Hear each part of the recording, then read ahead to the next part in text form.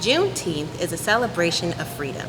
In 1863, the Emancipation Proclamation was passed, which freed the enslaved people in the southern states that seceded from the Union.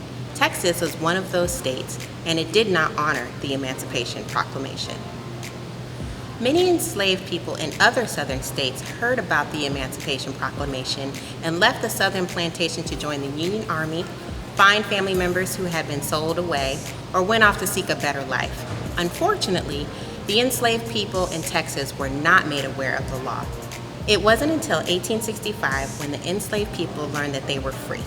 On June 19, 1865, General Gordon Granger arrived in Galveston, Texas, and delivered the message to let people know that the war was over and they were free.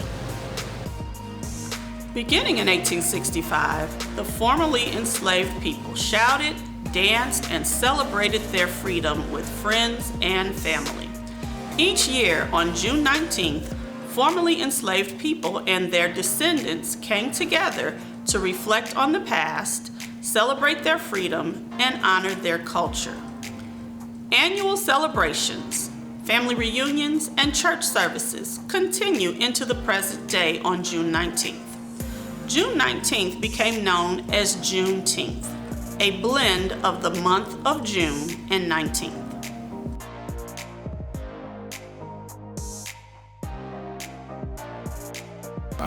I attended the University of Houston, go Cougs. It is the fourth largest city in the United States, and which is about an hour drive outside of Galveston. So my time in Houston was spent, learning about the culture, and I made a lot of lifelong friends. And while I was there, they would always invite me every summer down to Galveston for the Juneteenth celebration.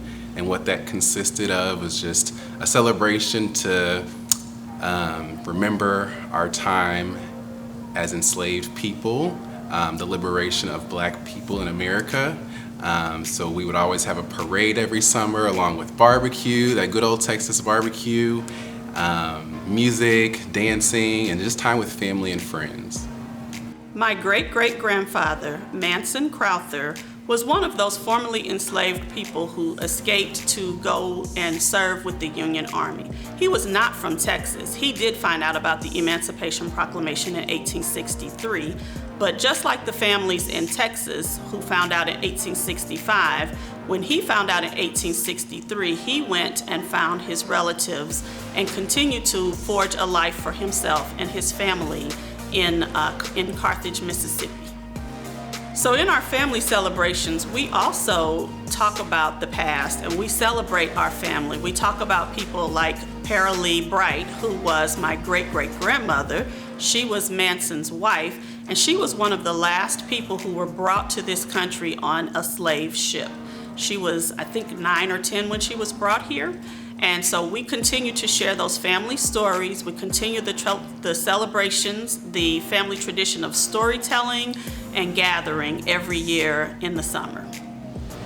Understanding the history behind Juneteenth and other historical events will help us to understand the importance of why these events are celebrated in the United States.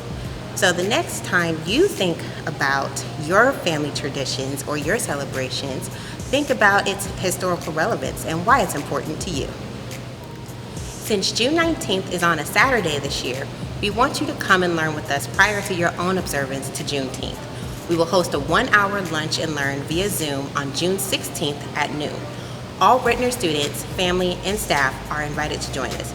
You provide your lunch and we will provide the learning. Please complete the Google form so that we know of your intentions to participate.